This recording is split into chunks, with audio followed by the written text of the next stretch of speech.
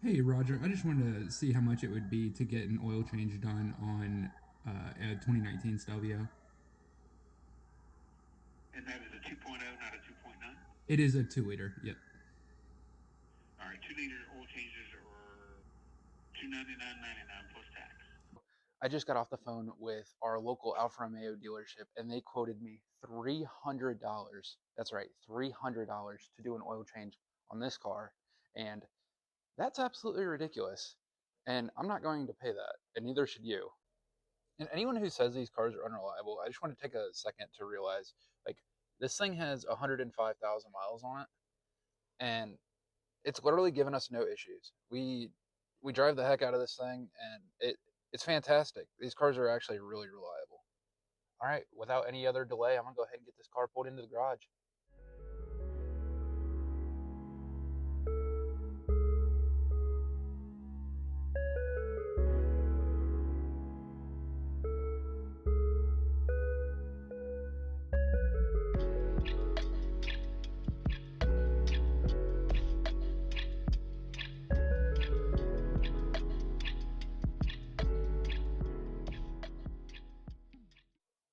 All right, so additionally to the ramps, you are also going to need a good socket set to be able to get the drain plug off.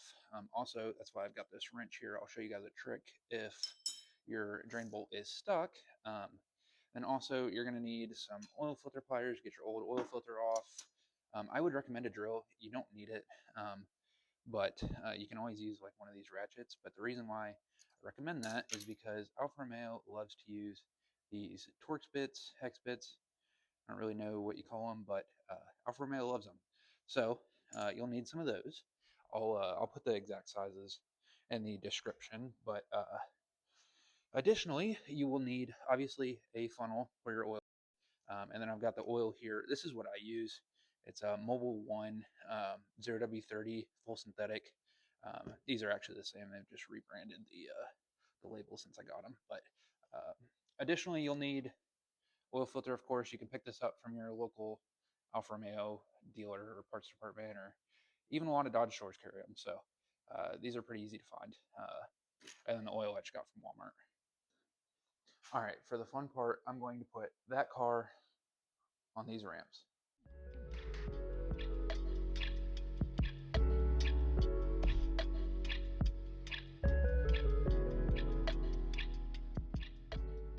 And when y'all do get it pulled up onto the ramps, don't forget to set your e-brake.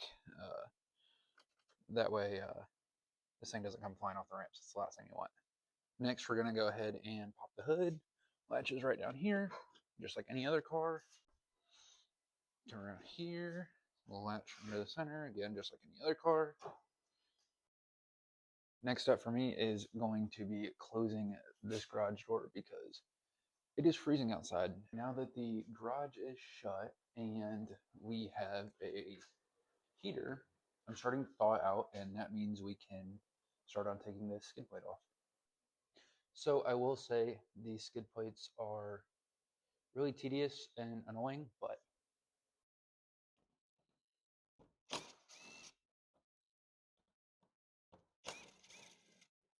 I'll just kind of go over the ones that I've taken out already. So it's just going to be these front ones all the way across. And next we are going to be moving on. Well, it just went out. Nice. Anyways, we're going to be moving on to these three that are just behind those front bolts you just took out.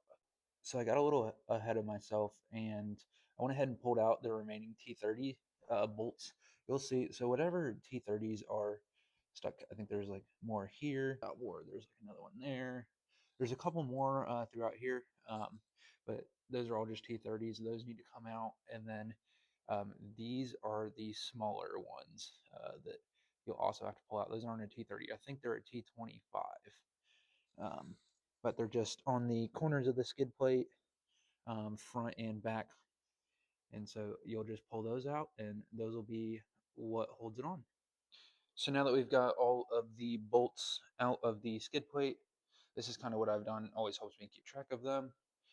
These small ones on the outsides, and this is like if the vehicle is facing forward. So these are going to be the the big ones up front that we first went over, the following 3, and then all the ones in the back.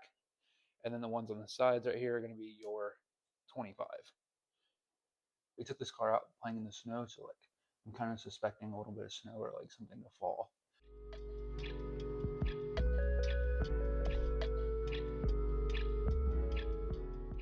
Down. No, not too bad actually. Not too bad at all. It's pretty dry. Just get that out of the way here and we'll get cranking. All right, so unfortunately, the audio cut out during the next couple clips, so I'm just going to do a voiceover and kind of go over what I was doing over each clip. So right here, I'm basically just taking the oil cap off, and when I do this, I put a rag over like where the oil cap goes, just to keep like debris and stuff out of there. This right here is your oil pan. Attached to it, you will see a bolt right there. That's going to be your drain bolt. Over there is your oil filter. You're going to be replacing that as well.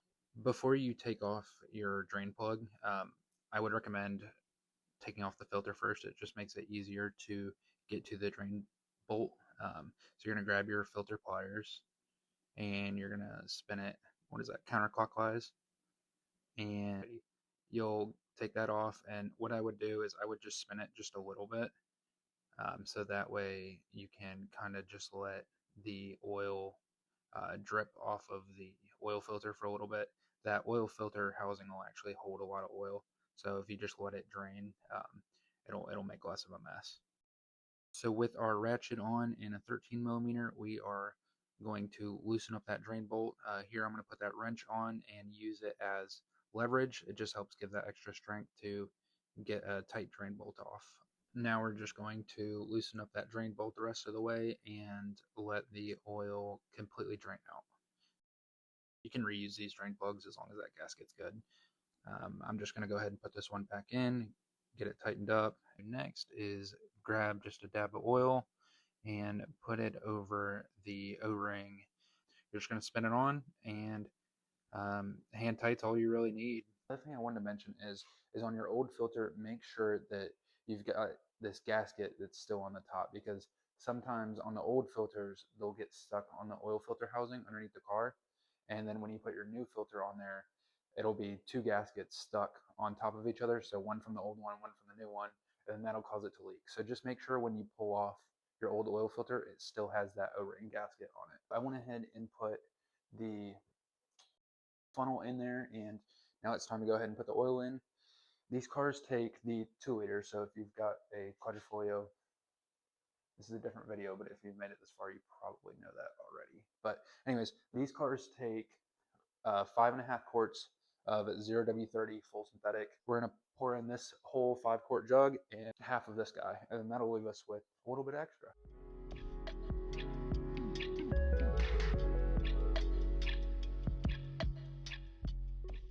All right, so now that we have 5.5 quarts of oil back in this thing, one thing I like to do before I get done doing an oil change or a service on this car is just kind of go around and check to make sure all the fluids are good, washer fluid, coolant, brake fluid, all that good stuff.